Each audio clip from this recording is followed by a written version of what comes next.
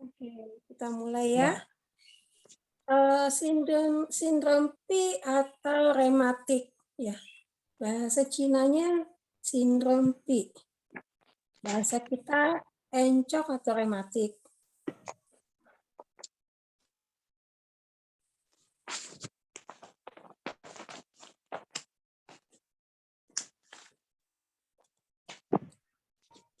Ini penyakit kebanyakan menyerang usia lanjut ya. Biasanya di atas usia 30 tahun. Tetapi untuk belakangan ini ada juga yang karena usia masih 20 tahun. Yang kemungkinan ada penuaan dini disebabkan oleh faktor-faktor tertentu ya. Tetapi kebanyakan itu menyerang wanita dengan usia lanjut gitu ya.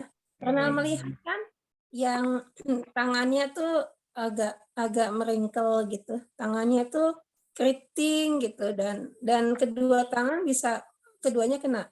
Awalnya kemungkinan cuma satu jari, kemudian berlanjut jadi 2, 3 dan lama-lama tangannya kaku semua.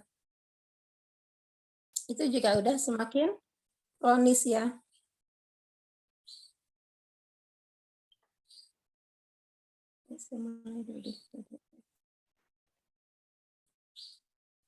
Ya.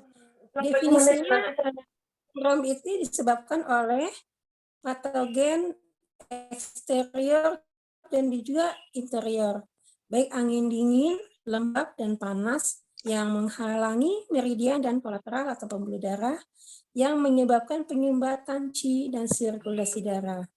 Sindrom P ini bermanifestasi sebagai nyeri, mati rasa, atau berat, otot dan sendi, atau pembengkakan dan nyeri terbakar. Kemudian next.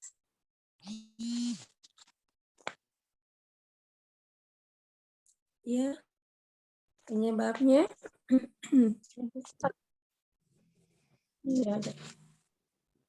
Ya, penyebabnya next ya, teh yang ketiga, yang selanjutnya slide 3.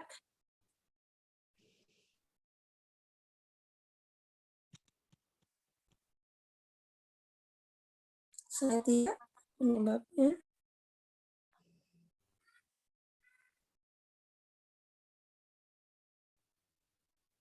Ini kan udah dapat ya. Ya, lanjut slide 3. Vina.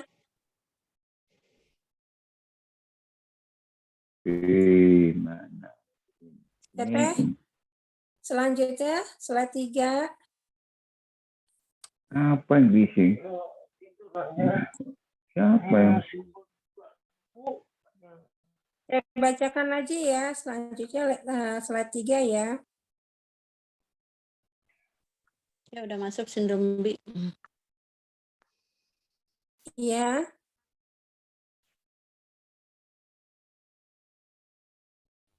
Ya, dalam medik disebut sebagai artritis ya atau penyakit rematik yang menyebabkan kekakuan dan nyeri pada persendian serta dapat disertai dengan peradangan. Jadi selain ada nyeri, ada penyebabnya itu peradangan, kemerahan dan pembengkakan.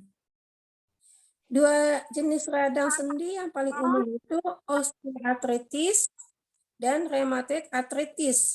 Osteoartritis sering terjadi pada usia yang lebih tua dan ditandai dengan nyeri pada jari, lutut, dan pinggul. Ya, ada di lutut dan di pinggul. Ini kebanyakan ya. Kebanyakan pasien-pasien kita yang kayak gini. Siapa yang punya pasien yang sama? Yang datang kan banyak kan sakit lutut, sakit di pergelangan tangan, di siku, pinggul, di bahu, ya. Banyak yang begitu ya. Iya banyak sih.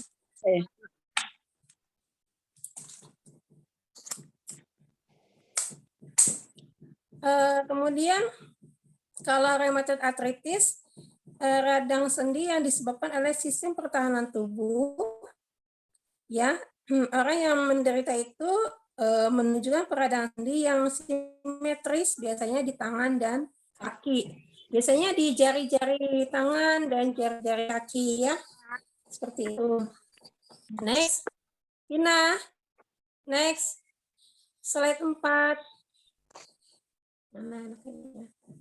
Sudah dilihat ya, sudah dibuka ya. Selanjutnya, patofisiologinya, ya dibuka HP-nya, patofisiologinya, penyebabnya. Sindrom P adalah obstruksi karena faktor patogen eksternal yang mempengaruhi sirkulasi qi dan darah yang kemudian dapat mengakibatkan gangguan nutrisi ke otot, ya, di mana ada kelemahan, mati rasa di musculoskeletal disorder, ya.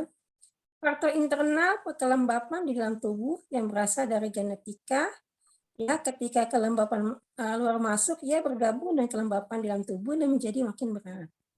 Kemudian saat dingin, kelembapan dalam tubuh membeku dan persendian menjadi kaku yang dapat menyebabkan rasa sakit dan nyeri. Kelembapan dan dingin dapat menyebabkan migrain dan menyebabkan tekanan di kepala. Letak atau jaringan, ya. Sindrom P kulit terasa baal, mati rasa disertai rasa dingin. Sindrom P tendon, otot tendon rasa nyeri kejang. Pada kondisi yang hebat, itu alat geraknya sampai tidak bisa diluruskan. Sindrom P otot biasanya nyeri, pegal, dan hebat. Sindrom P pembuluh darah mengalami vasokonstriksi dan menimbulkan rasa nyeri. Sindrom P tulang, persendian tulang nyeri, pegal, dan tidak dapat diangkat. Pada kasus yang hebat tidak dapat ditekuk. Ya. Lanjutan tata laksana terapi.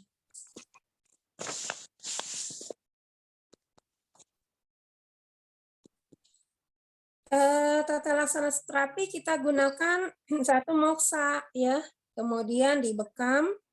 Di sini bisa bekam pilihan ketika kondisi kita lihat bagaimana kondisi pasien tersebut. Bisa bekam kering, bekam dengan bleeding. Ya. Terus dengan akupressor jika membutuhkan, kemudian akupunktur. Ya. Kalau sindrom P-nya di kulit dan di bagian tendon, kita bisa gunakan akupressor. Tapi kalau kondisinya di tulang, kita gunakan akupunktur. Nah, ini titik bekamnya, ya. Kita lihat di sini yang utama itu cui, ya, di kahlil. Kemudian di bagian kekakuan, di posisi lokal. Misalnya di bagian tangan, kita bisa pilih kekakuannya di situ. Kemudian di bagian otot punggung, ya, kita bekam juga. Kekakuan kaki, ya, diambil di bagian tersebut. Dan titik asepoin. Poin asepoin untuk bekam ini di bagian yang nyeri kecuali ada bengkak, kita mengambil tempat yang tidak bengkak. Ya, ada pertanyaan? Ini yang ngasih slide nggak jalan-jalan, dibuka aja masing-masing, ya. Itu boleh dibekam di sebelahnya gitu, di sebelahnya yang bengkak gitu, Sin. Saya dengan Dewi. Ibu Dewi, iya. Jadi bekam itu posisinya bisa di asepoin, juga bisa di punggung. Kenapa di punggung? Karena banyak limbah metabolis yang mesti kita buang, ya, walaupun tidak semua punggung diambil titik bekam. Titik bekam yang bagus itu di kahlil, kemudian di kesu, ya, kesu dari bagian yang sakit, ya, misalnya kaki, lutut, di lutut ini. Kalau saya menggunakan bekam itu dengan disertai pemijitan dulu, misalnya gini, di bagian yang sakit, kalau dia di sini sakit, itulah yang dibekam. Kalau di bagian yang tidak sakit, tidak dibekam. Biasanya di bagian sakit akan kita temui darah yang seperti apa, ya, ada darahnya, terus ada nanahnya, atau ada luapan seperti sisa-sisa resin, atau dia bentuknya seperti kalau asam urat, ya, itu ada di bagian darah itu akan keluar gitu, kalau ada asam uratnya. Terus ini, Sin, Ya. kalau umpamanya sakitnya di lutut, apa boleh di belakang lututnya persis itu? Di belakang lutut. Iya, Iya, Ya. memang di bagian tersebut. Aku sudah ngasih ya yang di grup gitu ya. Untuk Ah, belakang lutut itu sering dibekam. Untuk kasus pegal-pegal itu lebih nyaman. dari Di bagian lateral dari patella itu bagus dibekam. oke. Oke, Sin, terima kasih. Ya. Iya, lanjutan. Ya, ada pertanyaan lagi untuk titik bekam? Kalau saya saya di siku ya, di siku itu dibekam boleh 1 kop. Di mana kop itu bisa ditempel di situ di siku. Terus di bagian kaki bisa juga ya. Biasanya juga ada kasus yang kakinya itu sakit agak bengkok, itu di situ dibekam juga sebelum dilakukan penusukan, atau kita akupressure pelan-pelan untuk kalau ada kasus bengkok. Bisa diakupressure, diluruskan juga bisa. Ya, Saya sih, lanjut. Ya. saya ada tuh kasus jempol kaki tuh kayak bengkok, melengkung. Apakah itu GOT asam urat? Apakah sama juga dengan rematik itu? Itu juga kaku dan bengkok juga. Iya, dilihat usianya memang kebanyakan diderita usia di atas 40 tahun, 50 tahun gitu. Itu bengkok kalau misalnya dia dicek asam uratnya normal, bisa jadi karena ada rheumatoid arthritis ya.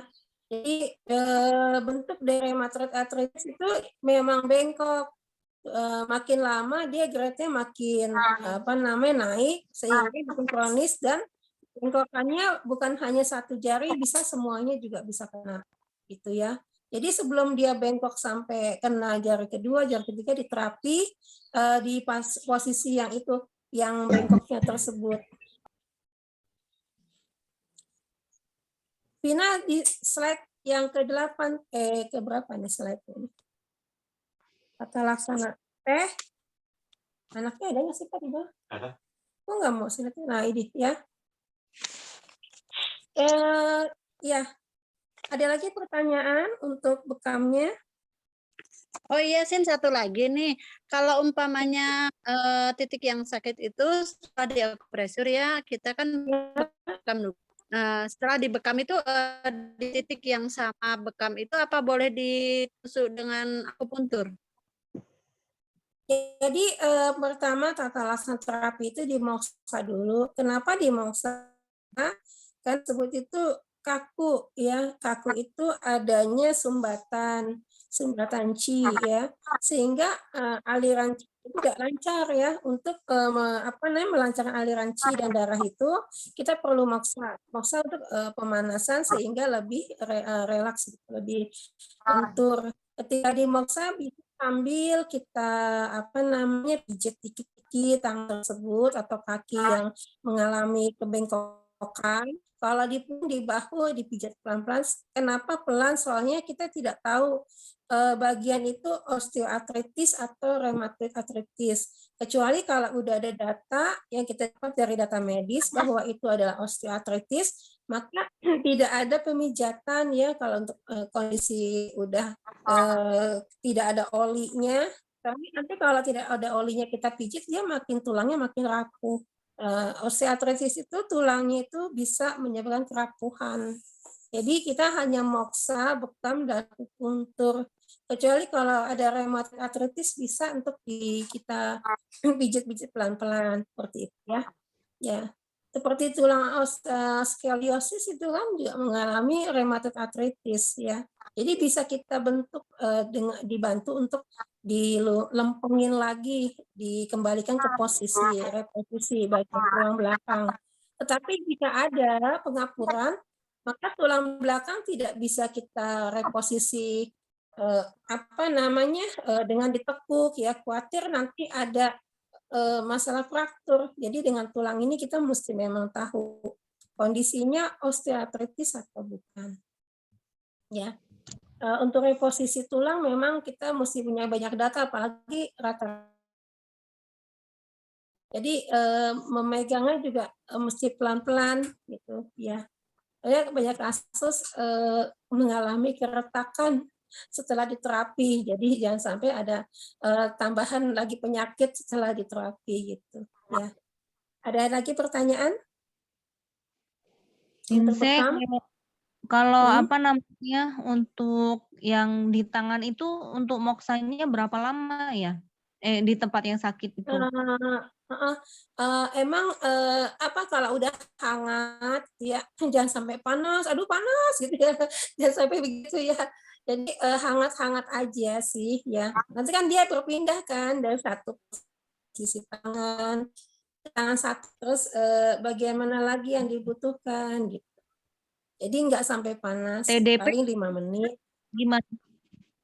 Sama aja Kalau atau untuk lebih efektif yang mana? yang kecil, yang sempit kita pakai moksa, tapi kalau posisi luas kayak di lutut kita pakai TDP bagus, tapi kalau tangan ini kan kecil-kecil ya, kita bisa gunakan moksa potong juga. Kalau moksa pegang boleh juga. Kalau moksa potong kita masukkan aja ke dalam supaya dia moksanya itu panas di dalam. Gitu. Panas di kulit ya.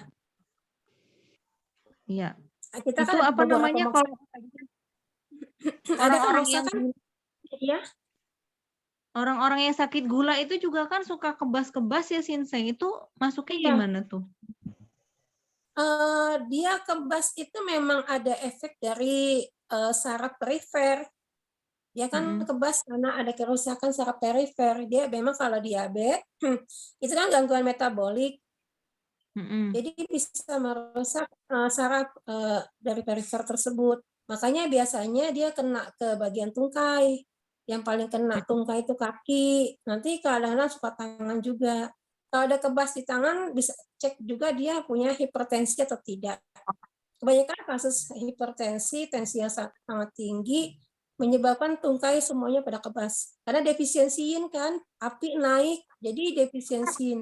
Ibarat kalau cairan kalau terbakar kan jadi kering kan. Nah, kering artinya cairan itu kan di dalam posisi kita darah, kita punya darah ya. Kalau kering otomatis kebas, nggak ada rasa sama sekali. Di kita kan sebagian besar itu adalah plasma atau cairan. Di dalam pembuluh darah itu kan 65% kan plasma. Kalau dia plasmanya dan 90% plasma darah itu adalah cairan. Kalau cairan dia menyusut, otomatis kan kering. Darah juga kalau kering itu menyebabkan dia mengalami trombus, sehingga mengalami kekentalan. Itu mengalami juga kebas, rasa yang tidak nyaman gitu. Seperti itu jalurnya gitu. Kenapa muncul hipertensi jadi kebas? Itu akibat defisiensi yin atau cairan. Yin kita baca cairan ya. Kalau Qi kan kita baca energi, panas. Kalau yin kita baca cairan, tiap ada yin pasti ya. Nah, konotasinya nutrisi cairan gitu. Kalau ada Qi itu energi atau panas gitu ya. Kita baca gitu. Jadi kalau defisiensi yin itu adalah hipertensi, diabetes tuh kayak gitu. Jadi kenapa orang diabetes hipertensi dia gampang banget kena stroke karena memang darahnya udah susah bergerak ya, mengalami trombus, kekentalan. Jadi orang tipe darah yang mengalami sakit diabetes itu banyak dikasih pengencer darah. Ada pasien saya kan itu perawat rumah sakit, dia minum pengencer darah terus karena dia diabetes. Oh gitu. Iya, dia kerja di dosen dokter Sismadi, di sekolah keperawatan dokter Sismadi, dia dosennya, dan dia ke klinik aku. Aku tanya mau diganti nggak itu herbal Tansen untuk ganti ini Aspilet. Udah ini dulu, tapi tetap minum jamu, tetap minum jamu juga. Ya, kita lanjutkan ya. Tadi udah membahas bekam. Ada yang mau nanya lagi tentang bekam? Kalau untuk kasus artritis, ya itu bisa bekam kering di posisi punggung, boleh dibanyakin ya sesuai jalur meridian bladder atau meridian kandung kemih itu boleh diambil sambil dipanaskan dengan TDP. Karena kasus artritis juga kalau dihangatkan dia aliran Qi-nya membaik. Ya. Semua kasus bisa dikasih moksa DP. Untuk kasus-kasus kemacetan Qi seperti artritis ini bisa digunakan pemanas. Ya. Ada lagi pertanyaan? Kita lanjutkan dengan terapi akurnya ya. Nah, ini bisa dilihat di sini titiknya ada yang pertama itu untuk di tangan, di pergelangan tangan. Kalau pergelangan tangannya sakit itu ada titik LI 5 atau yang C. Kebanyakan mengambil titik lokal ya, dan memang jalur meridian ini memang pas banget artinya apa? Ada kelainan di tangan di bagian lokal itu ada titiknya ya, seperti Sanchia 4, LI 5 itu titiknya kan antar tulang ya. Antar tulang ini mengobati tulang. Jadi untuk kondisi tulang ya dimasukkan jarum di dalam antar tulang atau interkostal tulang. Bisa dilihat titiknya. Nah, ini untuk bagian tangan. Ya. Ini juga bisa untuk HNP ya, titiknya ya, di yang bisa diambil di PC7 itu bisa untuk kasus HNP. HNP yang apa namanya? Saraf kejepit di bagian lorong karpal ya. Itu bisa diambil di situ.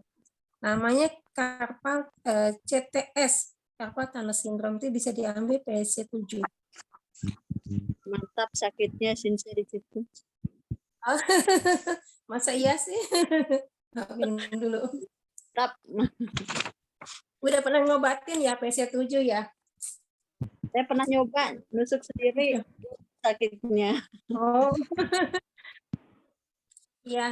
Ini bisa diambil, katanya bagus nih buat untuk mengatasi ada HNP, CTS, ada CTS di PC7 ya. Kalau bisa CTS di PC7 ditambah HEKU juga. Itu bagus ya HEKU. Ini kalau ada kondisi pergelangan tangan itu sakit ya. Jadi semua titiknya di bagian pergelangan tangan atau radialis. Ya, titiknya semua sama. Ya, lanjut teh. Next. Kayaknya nggak ada ngilang lagi dia. Kemudian poin Pasye. Pasye ini itu kekakuan tangan ya. Nah, tadi udah aku share ya yang fotonya masukkan jarum di sela-sela jari itu ya. Dilihat di situ. Nah, di sela-sela itu 1 cun ya masuk ya. 1 cun dimasukkan. Ini hasilnya langsung bagus. Langsung enakan. Tapi kalau untuk yang udah bengkok-bengkok itu ya terapinya seminggu 3 kali. Kan udah bengkok banget nih. Apalagi emak-emak yang udah umur 60 tahun tuh udah bengkok banget tuh ya. Nah, itu udah terapinya bisa seminggu 3 kali supaya nanti dia sesudahnya lebih enteng. Pertamanya dulu enteng dulu. Kemudian bisa dilempengin dikit-dikit gitu ya. Nah, seperti ini ya. Ini untuk yang tangannya pada kaku. Gampang kan? Gampang ya. Dulu saya waktu tahun berapa ya? Ya 8 tahun yang lalu lagi terapi. Orang tuh kadang titiknya dikit doang gitu. Sakitnya apa? Tangan. Ya udah tangan doang. Nggak ada lagi titik yang lain. Di mana? Tangan. Udah tangan aja gitu. Nggak ada titik tambahan. Kalau kaki aja udah. Nggak ada titik tambahannya. Gampang aja ya. Gampang. Kayak gini. Ya, itu untuk kasus-kasus yang kaku. Bisa baal, bisa ya. Kasus baal, kesemutan di tangan juga bisa. Waktu itu juga ada pasien hipertensi dulu. Terus dia kan tensinya di atas 140. Tangan kesemutan nih. Ya udah dimasukin aja kayak pasien gini. Kesemutan di situ ya udah kesemutan. Hipertensinya nggak dibetulin kan. Saya dulu kan kalau sakitnya di situ doang. Nggak ada. Oh kenapa nih sakit? Oh karena hipertensi turunin. Enggak. Udah kalau tangannya kaku, tangannya doang aja, tangannya baal, tangannya doang kayak gitu. Ya hipertensinya mah udah minum obat aja gitu. ya seperti itu. Kalau kita mau yang modelnya sederhana ya gini ya udah ya. tangannya ke aku, ya udah masukin kayak di poin pasien ini. Gitu. Itu bisa juga mengobati. Sambil dimoksa ya. Ya, sambil dimoksa juga. Kemudian siku ya, beda siku. Ya, poin siku. Yang ininya slide lanjutan. Slide-nya susah ngomongnya Pak dia. Belum cuma 2 kali berubah dong. Ya, poin persendian siku ya. Bisa dilihat titik cice Sosanli ya. Ya, terus diisi dengan Xiaohai ya. Nah, ini siku. Ya.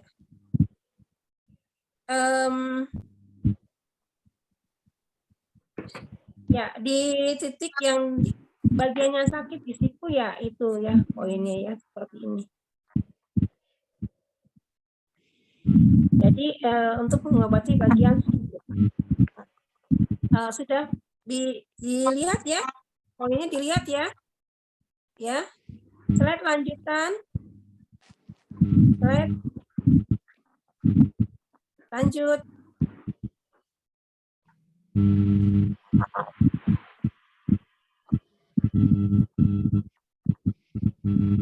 Kemudian poin di kaki ya. Poin di kaki bisa dilihat. Sudah sampai poin di kaki. Poin di pergelangan kaki.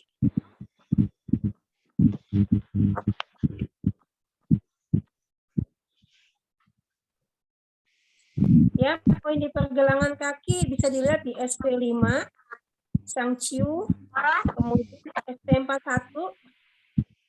Ya, poin di pergelangan kaki di SP41. Kemudian GB40 ya, di pergelangan kaki.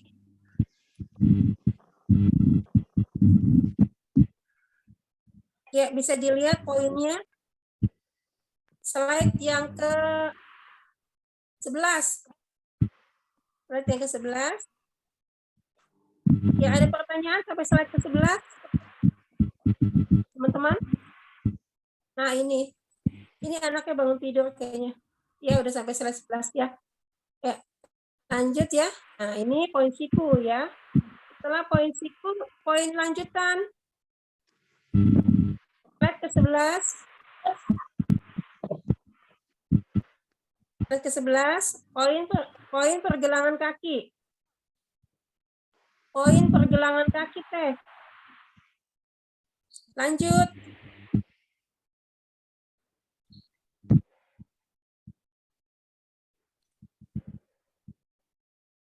Kita lihat ya di HP masing-masing poin pergelangan kaki. Ya. SP41. Ya, GB40.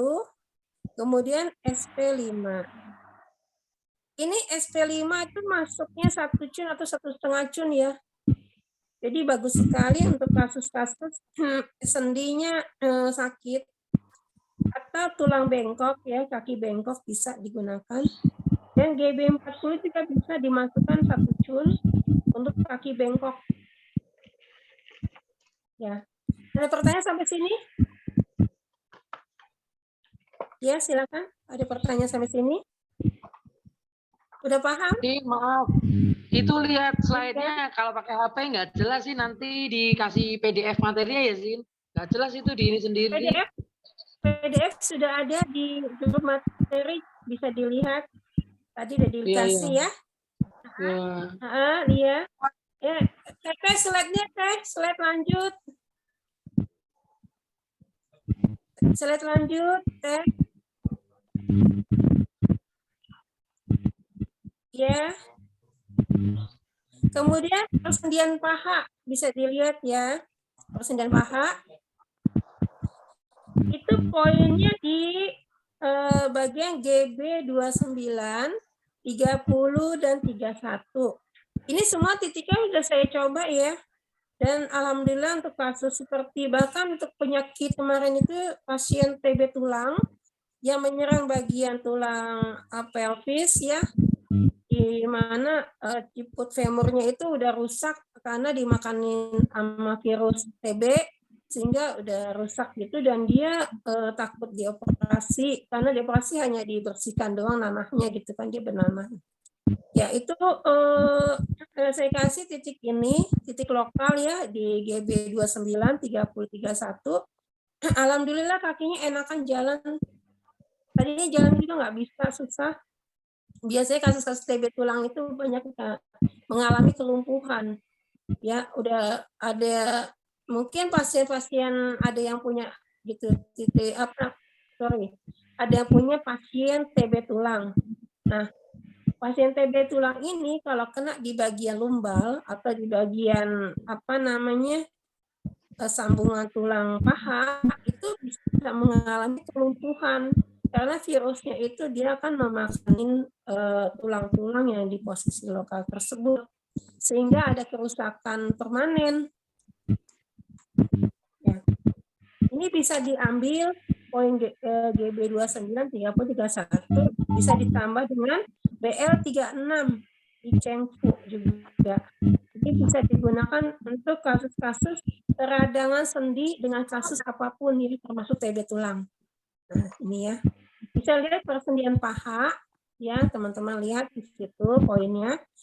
Itu poin lokal ya, tapi titiknya bisa dilihat ya di bawah, ada di bawah bokong itu ya, Cengfu itu diambil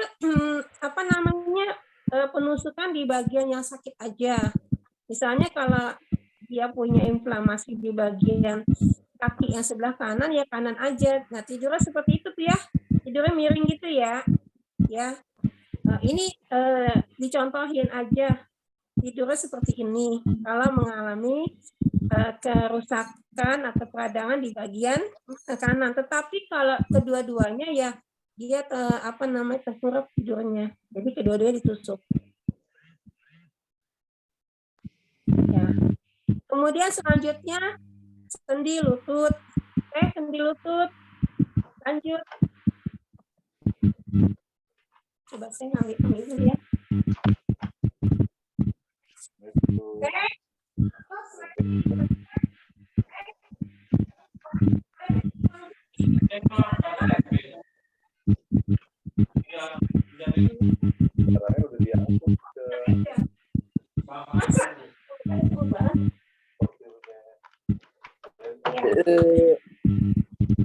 Ya, teman-teman udah ini belum? Udah ada perubahan slide belum? Udah sampai sendi lutut? Belum sih, belum. Kalau Belum tadi ya? gambarnya ganti-ganti. Masih tangan aja tuh. Iya, dia katanya udah di next, tapi emang mungkin apa lewat di mana sih nggak tahu. Ya, sendi lutut bisa dilihat posisinya, penusukan di ST36 dan 35. Ya, di lututnya. Di lutut itu ada lubang. Di kalau ST35 kan di tengah-tengah patella ya, sambungan patella sama tibia tuh ya. Sambungan patella sama tibia. Itu di situ ada sedikit celah, nah itulah ST35. Kemudian SP9 ya. Itu ditusuk juga. Dan GB34. Saya lihat ini kan sendi lutut kan banyak kayak ibu-ibu ngalamin kayak gini. Saya lihat di Singapura juga. Lanjut deh, sendi lutut. Terus lanjut sendi lutut. Nah, udah oke. Nah, ini ya. Nah, ini sendi lutut ini di terapi di Singapura di Singapura College of TCM, saya di sana juga kayak gini ya, mereka untuk sakit lutut aja yang ditusuk ya. Jadi Singapura juga mengatasi pasien-pasien